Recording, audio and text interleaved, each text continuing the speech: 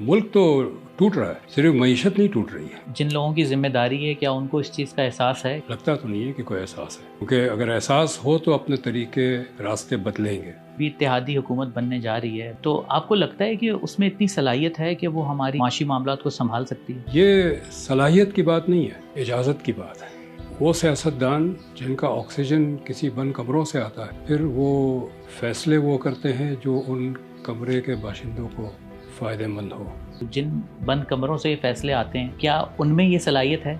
उनमें बिल्कुल नहीं है। अब हम तनख्वाहें भी कर्जों के पैसों से दे रहे हैं, फौजियों की तनख्वाह भी कर्जों के पैसों से आ रही है। सिविल सर्विस के अखराजात है और फौज के अखराजात है, ये दोनों कम करने पड़ेंगे। आधी मिनिस्ट्रीज बंद करनी पड़ेगी, लेकिन उससे बड़ा जो खर्चा है वो फौज का है। एक वो हिस्सा जिसका जंग से बराह रास्त ताल्लुक है और एक हिस्सा जिसका जंग से कोई ताल्लुक नहीं है। वहाँ तो बहुत कमी की जा सकती है।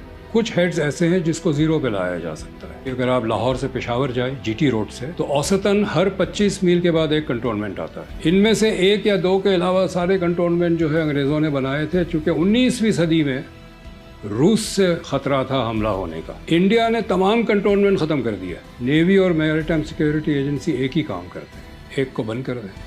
नई नई गाड़ियां सड़क पे आती है, फॉरेन एक्सचेंज से इंपोर्ट होती है, और वो सारे फॉरेन एक्सचेंज कर्जों के। पेट्रोल इंपोर्ट करते हैं, वो भी कर्जों से करते हैं। कर्जों के बुनियाद पे ये जो ऐश व आराम की हम जिंदगी गुजार रहे हैं, ये हमें बंद करना पड़ेगा। 20-25 साल में तो खास तौर पे मईशत कर्जों पे चलाई गई है। ये ख्याल था कि आते रहेंगे डॉलर लिफाफों में। तो सर, ये सिस्टम कब तक चलता रहेगा?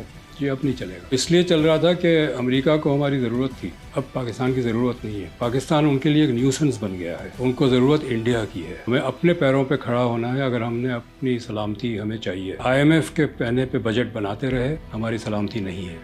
तो सबसे ज़्यादा तबाही मुशर्रफ के दौर में हुई, और शौकत अजीज़ जो बिजनेस लॉबी है, वो तो मुशर्रफ साहब के दौर को मतलब सुनहरा दौर कहती है कि हमने उस वक्त बड़ी तरक्की की। उनसे ये पूछा जाए एक्सपोर्ट में कितना इजाफा किया, उन्होंने कौन से नए कारखाने लगाए, कितना रोजगार दिया उन्होंने। जनरल जिया के दौर में हमने कुछ अपनी खुद मुख्तारी बेची, पैसे आ गए। मुशर्रफ के दौर में कुछ और खुद मुख्तारी बेची, फिर पैसे आ गए। अब हम इसी इंतजार में हैं कि कहीं कुछ और खुद मुख्तारी बेचे, सऊदियों को बेच दे, चीनियों को बेच दे, कुछ पैसे आ जाएंगे। फॉरेन इन्वेस्टमेंट आने की बात हो रही है, कहीं फॉरेन इन्वेस्टमेंट कोई नहीं आ रही है। MOU साइन करके चले जाते हैं। मफरूजों पे मईशत नहीं चलाई जा सकती, न मफरूजों पे मुल्क चलाया जा सकता है। 1971 में हम देख चुके हैं, नूरजहां के गाने खूब आते थे और हम गाने सुन सुन के समझते थे कि इंडिया को शिकस्त दे देंगे। मफरूजों से न जंग लड़ी जाती है, न मईशत चलाई जाती है, न मुल्क चलाया जाता है। कहा जाता है हम कोई गरीब मुल्क थोड़ी हैं, हमारे पास $6 ट्रिलियन की मादनियात, हम कैसे दिवालिया हो सकते हैं? एक घर में हम गए थे डेटा कलेक्ट करने के लिए। खातून कहने लगी कि जी घर में जब खाना नहीं होता है तो मैं